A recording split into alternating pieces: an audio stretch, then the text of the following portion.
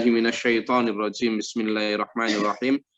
Fayawma idzil la yu'adzibu 'adzabahu ahad wa la yuthiqu wathaqahu ahad. Apa yang sekarang diabaikan oleh manusia ya, atau malah mungkin kepada ayat-ayat Allah itu yastahzi'un, dibuat bahan olok-olok atau dipakai sebagai bahan ejekan. Ya, surga pun di bahan ejekan, ya biar dapat bidadari 72. Buat ejekan. Jadi iming-iming Tuhan pun dibuat ejekan. Demikian pula ancaman Tuhan dibuat ejekan. Oh. Ya, kalau di neraka ya malah enak ketemu artis-artis, bisa pesta-pesta. Itu kenapa? Karena belum ketemu. Seperti yang kemarin kita bilang. Ketika waji'a yauma idzin bi jahannam, baru yauma idzi yatadzakkarul insan. Ya. Baru kemudian mereka sadar. Tapi seperti ayat yang kemarin kita udah bahas, ayat 24, ya laitani qaddamtu li hayati wa anna lahu dzikra. Untuk apa kesadaran saat itu? Nah, penting sudah. Ya. Kenapa? Karena fayawma idzil la yu'adzibu 'adzabahu ahad. Mereka tidak akan pernah membayangkan adanya siksa sengeri siksanya Allah ya. Tidak akan membayangkan ada siksaan sengeri siksaan Allah. Nah, ini yang kadang juga kita ini menghabarkan agama ini hanya satu potong wajah. Menghabarkan agama ini hanya satu dimensi saja. Dimensi apa yang kita habarkan? Dimensi keindahan saja. Dimensi keenaan saja. Dimensi iming-iming saja. Dimensi pahala saja. Kita jarang menghabarkan dimensi kengerian siksa, dimensi ancaman, dan dimensi dosa serta kesalahan yang mungkin kita perbuat. Sehingga apa? Umat ini terlena di zona nyaman. Terlena di dalam comfort zone. Padahal Quran itu isinya basyiron wa nadhiron. Basyiron adalah iming-iming surga atau kabar kebaikan. Wa nadhiron adalah ancaman neraka atau ancaman murka jika membuat kesalahan. Jadi adil. Islam dan Quran itu harus disampaikan dalam bentuk dua dimensi utuh, puzzle-nya utuh. Jangan sampai kita tidak mengkabarkan sisi ini, sisi ancaman siksa hanya karena takut tidak laku. Lalu melakukan degradasi puzzle nilai Islam yang dikabarkan hanya enak saja. Itu sama aja dengan membohongi. Ya, sama aja dengan melakukan penurunan standar. Misalnya ya, sampean untuk masuk Harvard University. Untuk masuk Harvard University. Harvard University itu pasti punya standar. Untuk masuk ke universitas tersebut, itu pasti punya satu ini yang sangat ketat ya, satu seleksi yang sangat ketat, dan seleksi itu dikabarkan apa adanya, termasuk sistem drop out kalau misalnya nggak berhasil ini dan lain sebagainya. Jadi kalau sampean dan saya misalnya sebagai pengurus atau pengiklan Harvard University lalu mengurangi ancaman-ancaman DO bahwa kalau nanti tidak seperti ini akan seperti ini dan sebagainya, itu kita tidak sampaikan hanya agar banyak orang masuk Harvard University. Maka yang masuk itu kira-kira sebenarnya layak masuk enggak? Tidak. Maka sebenarnya Harvard University pun tidak layak lagi sebagai Harvard University. Islam pun begitu. Kalau kita menganggap al-Islamu ya'lu wa la yu'la alaih, Islam itu ya'lu, tinggi, sangat tinggi, wala dan tidak ada yu'la yang meninggi, menandingi ketinggian di atasnya. Maka harusnya kita juga menerapkan standar tinggi, gitu loh Mas. Standar tinggi bahwa ente pade, kita pade ini layak memang menganggap the best of the best. Begitu. Lah kalau standar kita biasa-biasa aja, ya kayak yang umum-umum situ, yang kayak di luar-luar sana, ya kayak pengikut agama Zoroaster misalnya, ya kayak pengikut agama Zion, sama dengan begitu. Loh, terus sampean nganggap semen sebagai the best of the best itu di sisi mananya? Begitu.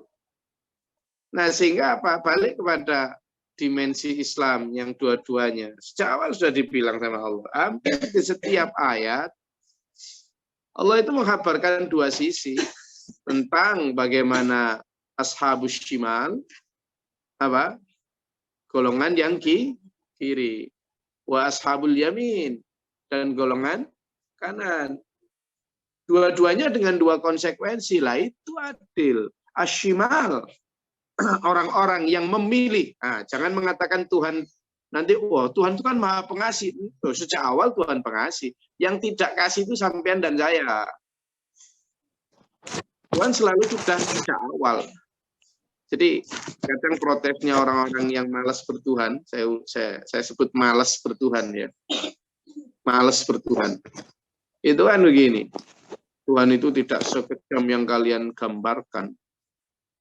Itu bukan jawaban. Dia itu sebenarnya sedang mempervisi, menjustifikasi kemalasan dia dalam mentaati Tuhan dengan membatasi, membelenggu Tuhan, seolah-olah Tuhan akan apa ya, membolehkan semua kesalahan yang dilakukan. Jadi Tuhan itu Ar-Rahman Ar-Rahim. Saya melacur pun tidak apa-apa. Saya minum pun tidak apa-apa. Itu yang sedang dipupuk sekarang. Memang Tuhan itu Ar-Rahman Ar-Rahim. Memang Tuhan itu kasih sayangnya seluas tak terbatas. Memang ampunan Tuhan itu tak terbatas. Ya, saya pun sepakat bahwa sepanjang manusia itu masih bernyawa, maka sepanjang itu pula dia masih punya kesempatan untuk baik, sejahat apapun dia. Itu prinsip saya. Jadi kita tetap harus memberikan peluang kepada siapapun, sejahat apapun, sebanyak apapun dosanya, untuk bertaubat. Ya, tetapi jangan diartikan itu kemudian kita boleh melakukan apapun kejahatan atas nama kasih sayang Tuhan. Karena kita tidak tahu kematian kapan menjemput. Ya toh? Sehingga yang kita ajarkan kepada manusia, selain Tuhan itu Ar-Rahman Ar-Rahim, selain Tuhan itu Ghafurur Rahim, pengasih dan pengampun, kita juga mengabarkan bahwa jika kita tidak segera bertaubat, jika kita tidak segera kembali kepada kebaikan, Tuhan juga menyiapkan murkanya dengan simbol nerakanya, gitu loh. Nah, ini yang tidak disampaikan, sehingga orang kemudian nyaman di dalam selimut palsu yang dibuat-buat sendiri, Tuhan Ar-Rahman Ar-Rahim, lalu tidak segera bergegas untuk bertaubat. Saya ulangi ya, tidak bergegas untuk bertaubat. Karena kita mengabarkan itu saja. Karena kita mengabarkan bahwa Islam itu memberi maaf, itu saja. Akhirnya orang tidak bergegas untuk minta ampun. Padahal kalau kita lihat ayat lain, misalnya dalam surat Ali Imran ayat 133, jelas di situ kalimatnya, A'udzubillahi minasyaitonirrajim. Wasari'u ila maghfirah. Kalimatnya apa coba? Kalimatnya apa di situ? bersegeralah. Kalau orang Arab itu mengatakan cepat itu bisur'ah. Bisur'ah. Bisur'ah. Kalimatnya sama. Sin, ra, ain. Di situ juga sama. Usari'u. Ini itu. Usari bisur'ah. Jadi kita itu diminta bersegera. Mumpung Allah maha luas ampunannya, mumpung Allah masih menggelar kasih sayangnya. Tapi Allah juga sudah mewanti-wanti atas nama kasih sayangnya juga, mewanti-wanti manusia. Hai manusia, kamu aku beri 2 jalan. Kamu yang bisa milih. Satu jalan itu rumit dan mendaki, tapi menuju kasih sayang ampunanku, ridhoku. Satu jalan lagi, gampang enak menurut nafsumu, tapi itu menuju murkaku. Loh, lah enak tak Allah sudah memberitahu. Itu bentuk kasih sayang Allah. Tetapi kemudian kita memilih jalan yang gampang sesuai nafsu, lalu di tengah itu kita ngomong Tuhan kan maha pengasih. Loh ya sama nenek DW kayak gitu. Ya, gitu. Jadi Tuhan itu udah ngasih tahu bahwa Allah itu Ar-Rahman Ar-Rahim. Allah itu Ghafurur Rahim. Tapi Tuhan juga menyampaikan wahadainahun najdain. Aku beri kamu petunjuk 2 jalan. Jalan yang satu maupun jalan yang kedua. Lulu pade kata Allah. Bebas memilih. Bebas memilih. Kalau kamu mau memilih yang gampang, enak, mengikuti arus sesuai nafsu, silahkan kata Allah. Tapi kamu tahu konsekuensinya apa? Murkaku. Kamu tahu konsekuensinya apa? Siksaku. Begitulah. Dan itu sudah diberitahu sejak kita masih punya kesempatan untuk baik. Jalan yang kedua adalah jalan yang falak tahamal aqobah. Jalan yang mendaki lagi banyak duri. Tapi itu menuju ridhaku, kata Allah. Itu menuju surgaku. Nah, berarti kalau kemudian kita itu terjerumus di dalam siksa nantinya, itu bukan karena Tuhan tidak sayang. Bukan karena tidak Ar-Rahman Ar-Rahim. Sudah sejak awal kita dikasih tahu. Ya sama lah kita ini kalau punya anak ya, bagi yang punya anak ya. Semana udah ngasih tahu. Nah, nah, jangan main itu, jangan main apa? Pisau, jangan. Nanti kebacok loh. Sudah diberitahu begitu. Tadi kita masih main, ya kebacok beneran. Apa kemudian kita sebagai orang tua disalahkan? Ya enggak, kita udah ngasih tahu sejak awal, ya. Maka kembali ke ayat ini, fayaumidil la yu'adzibu 'adzabahu ahad wa la yuthiqu wathaqahu ahad. Sudah sejak awal. Peringatan ini disampaikan oleh Rasulullah Muhammad sallallahu alaihi wasallam ketika manusia masih hidup. Berarti Allah kasih sayang. Udah warning sejak awal. Jangan ke sana. Itu di sana dan nerakaku. Jangan ke sana. Tuhan punya 2. Ada surga dan neraka. Ada murka, ada apa? Kasih sayangnya. Udah jelas. Kita yang milih. Makanya berulang kali Allah itu disebut situ. Allah itu tidak menzalimi hambanya, tapi manusia sendiri yang menzalimi dirinya sendiri. Gitu loh. Nah, jadi Allah tidak, atau Tuhan itu tidak menzalimi hambanya, enggak. Manusia sendiri yang menzalimi dirinya sendiri. Kenapa? Karena tubuhnya, jiwanya dipilihkan jalan yang jelas-jelas sejak awal diberitahu itu akan menuju murka. Nah, lalu ayat ini yang paling saya suka ini. Ayat yang ke-27 dulu. Ya ayat Tuhan nafsul mutmainnah. Nah, nanti di akhirat dulu ketika sudah dikabarkan, selalu 2 toh, yang atas tadi waji ayyaumaidin bi jahannam. Bagi orang-orang yang hatinya ngedungsang di dunia diberikan jahanam. Tapi bagi orang-orang ini, bagi orang-orang yang jiwanya tenang, jiwanya beriman, dipanggil sama Allah. Ya ayyatuhan nafsul mutmainnah. Wahai jiwa-jiwa yang tenang, yang ketika di dunia selalu menoleh dan menyahuti panggilanku. Yang ketika di dunia selalu menomorsatukan aku, kata Allah. Yang selalu menuhankan aku di dalam arti memprioritaskan aku di atas kepentingan-kepentingan yang lain. Yang selalu hatinya percaya akan janjiku. Yang selalu dia mampu mengendalikan nafsunya untuk tidak ambisius, untuk tidak gerangsang istilah dunia ya. Untuk tidak terlalu, tetapi apa? Sabar menunggu janji di sini.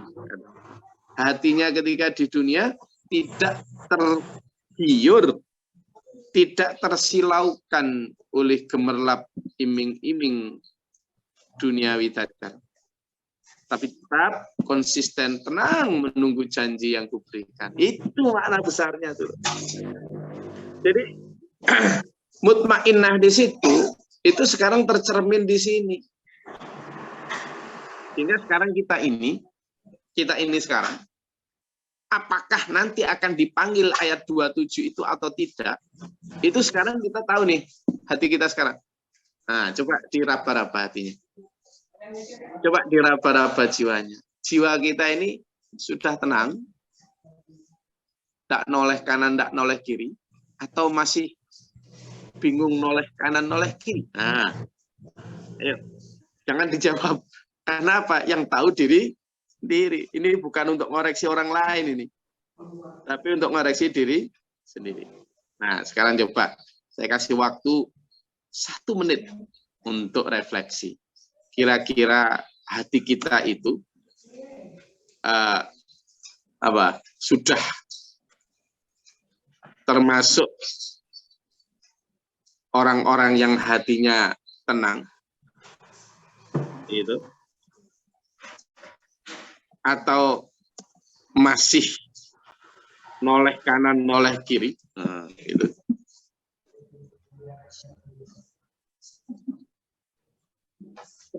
Apakah hati kita sudah tidak tergiur lagi dengan iming-iming gemerlap ini karena sudah mantep tenang nunggu janji gemerlap di sana? Kita tidak sedang cari alasan. Kita sedang meraba apakah memang firman Tuhan itu cocok dengan kondisi kita. Sudah ketemu? Ketemu hatinya posisi mana? Sudah? Jujur ini. Insya Allah. Namanya ini tuh harus jujur, ya kan? Nah, jujur. Sudah. Posisinya di mana sekarang?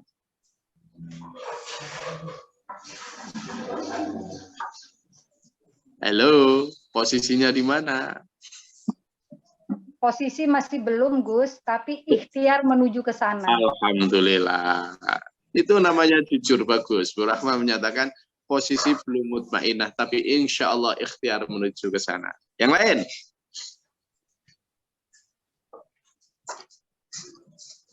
Ayo, ini pengakuan ini. Ya, Gus, memang menuju ke sana. Alhamdulillah. Ayat-ayat Allah ini, Gus. Apa diterangkan? Memang 2 hal menurut saya, Gus. Bagaimana mengelola nafsu dan mengelola kolbu. Itu aja, Gus, mungkin yang saya peroleh itu. Makasih, Gus. Alhamdulillah, Pak Kolonel Purnawirawan Mukhlisin. Punya kolbu dan nafsu. Bagus. Apalagi ya, silakan.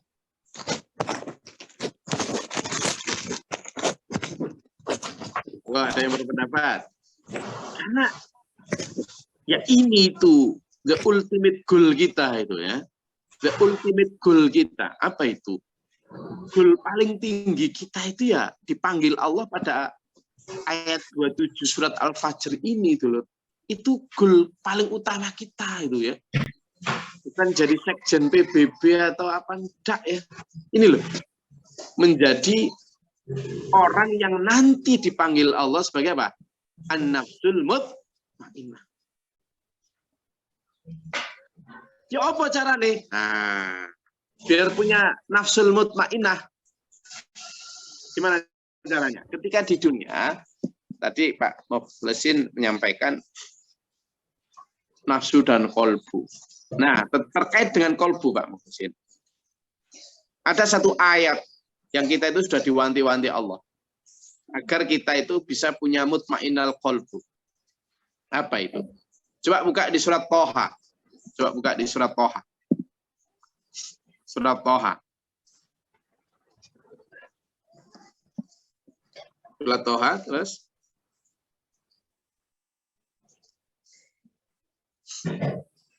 Ya. Sudah ketemu?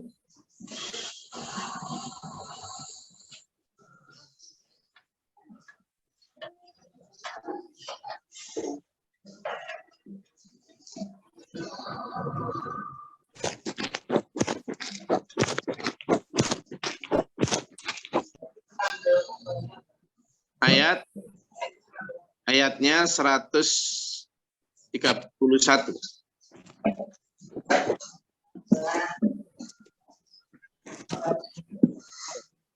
Nah, monggo. Surat Toha ayatnya 131. Betul ya? Surat Toha surat keberapa? A'udzubillahi minasyaitonirrajim. Bismillahirrahmanirrahim. Langsung artinya. Oke. Dan janganlah engkau tunjukkan pandangan matamu kepada kenikmatan yang telah kami berikan kepada beberapa golongan dari mereka sebagai bunga kehidupan dunia, agar kami uji mereka dengan kesenangan. Itu karunia Tuhanmu lebih baik dan lebih kekal. Shadaqallahul adzim.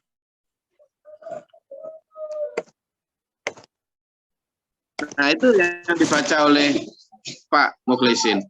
La tamuddanna 'ainaika ila ma matta'na bih. Nah, jadi kita punya dua mata ya. Dua mata. Ainaika ini. Kata Allah, janganlah engkau lirikkan matamu. Lirikan matamu. Ya kan? Ada dulu lagu gitu ya. Lirikan matamu, menarik hati. Terus? Nah, sehingga membuat aku apa Pak Jo? Lanjut Pak Jo. Jadi Tuhan ternyata tahu juga kita itu suka ngelirik sana, ngelirik sini. Maka surat Toha itu dikasih tahu. Ibaratnya gini loh dulur, kita ini berjalan ya, berjalan ya di dalam menembus rimba, lalu kita mengikuti peta jalan, roadmap yang diberitahu oleh, sudah dilewati oleh Nabi Ibrahim, Nabi Muhammad SAW dan seluruh Nabi. Kita melewati itu. Tetapi, nah ini di samping kanan kiri itu dipasang itu zuyyina lin-nasi hubbus syahawati minan nisa wal banin wal qanatiril muqantarah itu. Ya toh? Dipasang di kanan kiri kita itu hal-hal yang hubbus syahawah, menyenangkan hati itu. Apa? Al-banin, an-nisa, perempuan cantik, laki-laki ganteng, anak-anak kita yang lucu. Kemudian harta benda, kemudian buah-buahan, makanan, kendaraan mewah, khailul musawwamah itu kendaraan mewah. Wal an'am, binatang ternak, wal hars, tumbuh-tumbuhan apa buah-buahan. Itu di kanan kiri kita tuh. Allah memberi godaan agar kita berpaling, kemudian berhenti berjalan. Berhenti mengikuti apa? Tapak tilas siratal ladzina an'amta 'alaihim. Berhenti karena apa? Noleh kanan, noleh kiri. Lalu ayat 113 yang dibaca, 131 yang dibaca oleh Pak Mukhlisin tadi, hai manusia, jangan noleh kanan, jangan noleh kiri. Gitu loh dulur. Jangan, lurus kamu. Faqim wajhaka lid-dini hanifa. Oh, ada ayatnya lagi itu. Lurus. Tetap mengikuti siratal ladzina an'amta 'alaihim yang kamu minta 17 kali dalam sholat itu. Lurus. Biar nanti apa? Tenang hatinya. Hatinya tenang. Enggak tergoda oleh kanan, kiri. Ada lagi tuh ayat dalam surat Ali Imran. ayat 196. Coba dibaca. Ali Imran ayat 196.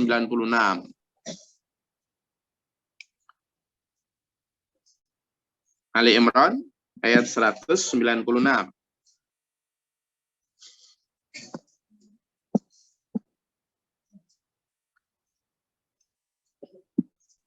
A'udzubillahi minasyaitonirrajim. Bismillahirrahmanirrahim. Izin Gus.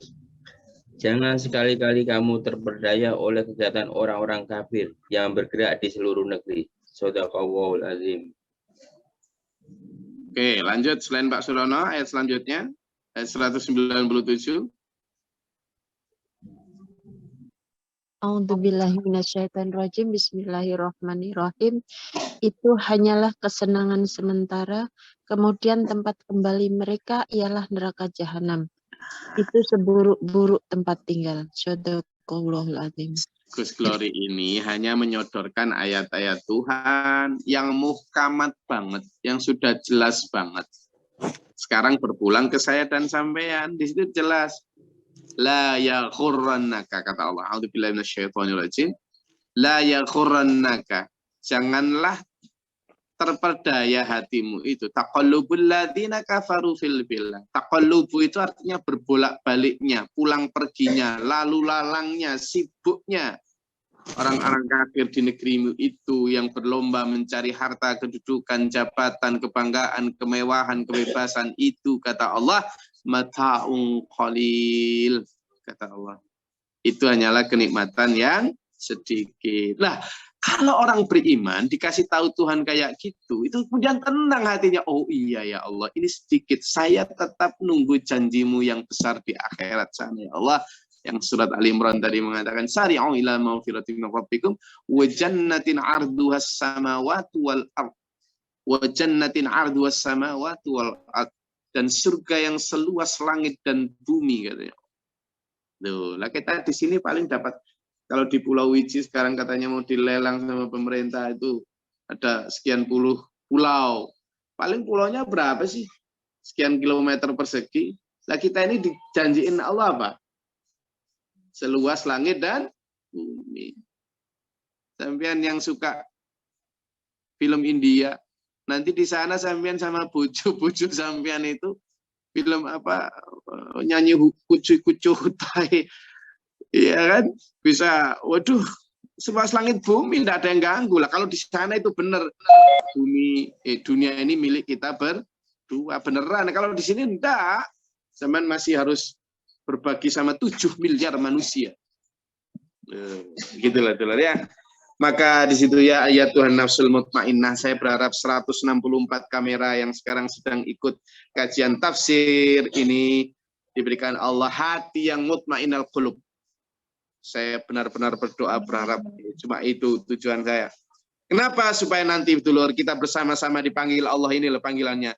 Wahai yang ikut kajian tafsir subuh, yang hatinya sudah tenang, irji'i ila rabbiki radiyatan mardiyah. Kemarilah, kembalilah kepada Tuhanmu dengan hatimu ridho dan aku pun ridho, kata Allah. Hatimu itu ridho dengan apa? Ketika di dunia aku bilang, hai manusia, cukuplah hidup sederhana. Hai manusia, pertahankan dan tahanlah nafsumu. Untuk apa? Meskipun kamu di dunia hidup sederhana, untuk menunggu janjiku. Kamu ridho dengan itu. Kamu ridho dengan perintahku itu. Kamu ridho dengan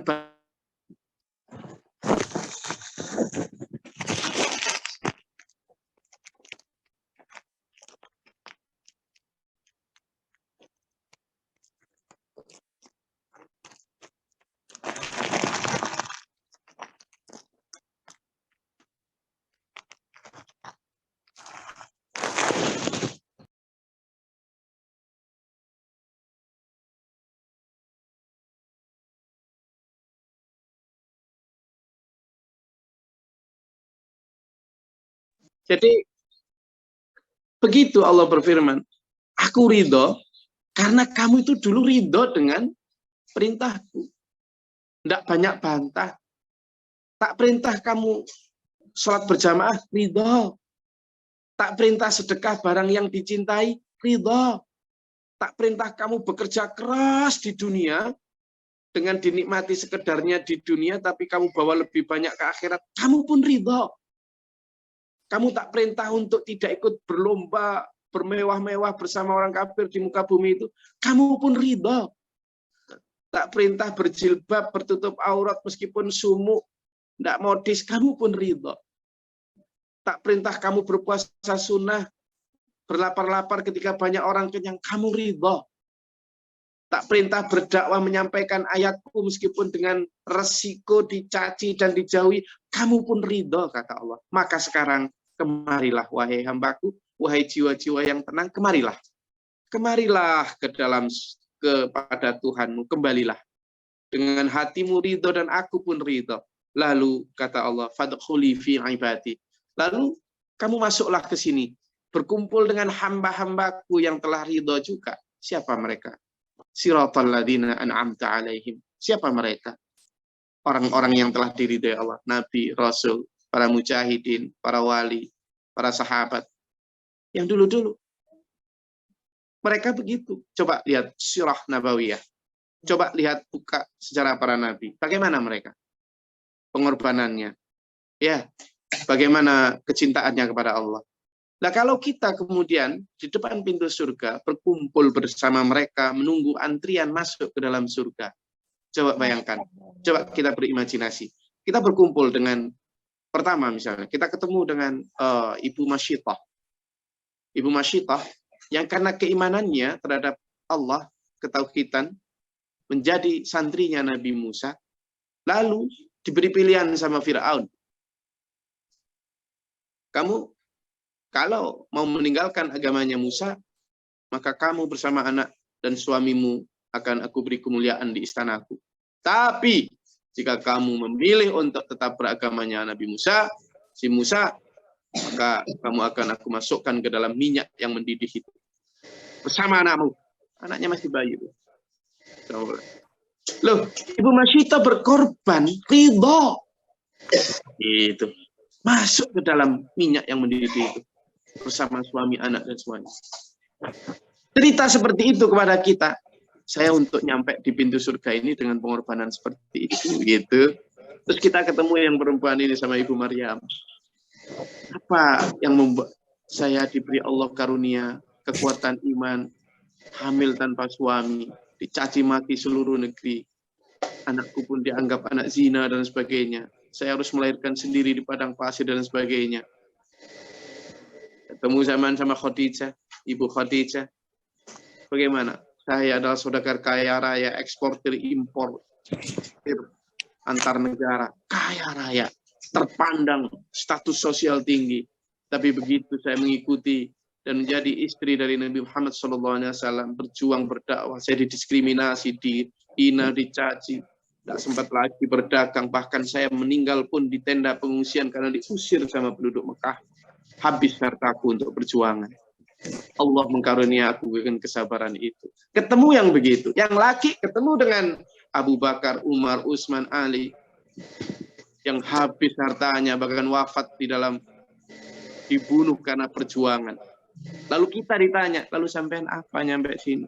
Saya enak-enakan di rumah aja kok. Nah ini yang dimaksud dengan fadkhuli fi ibadi. Berkumpullah kemari ke dalam hamba-hambaku. Maka refleksi ini kita pakai untuk menyorot diri kita sendiri. Apakah kita deserve, layak untuk mendapatkan itu atau belum? Karena apa? Akhir dari ayat ini adalah wadkhuli jannati.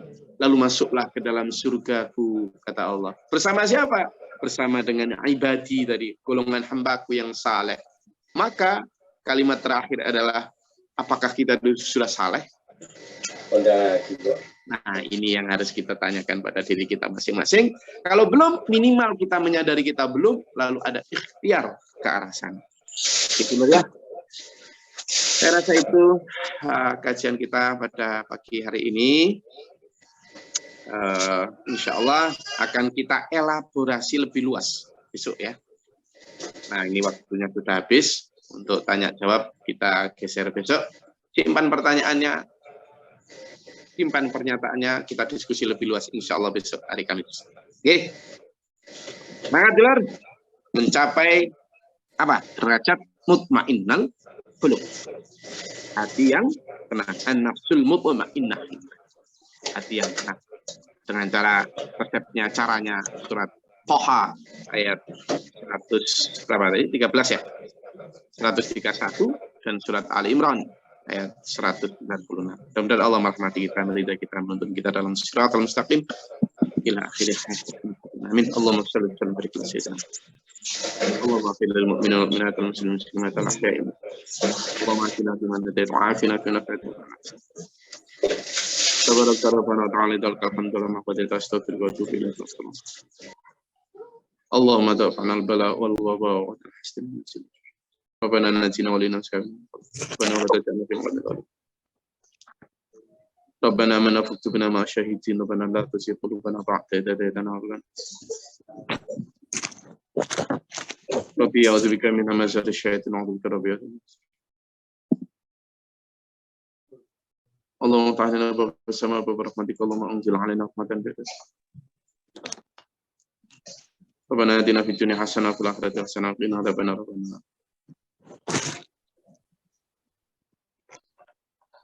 Rabbana rabbika rabbil izzati amma yasifun wa salamun ala Muhammadin. Assalamualaikum warahmatullahi wabarakatuh.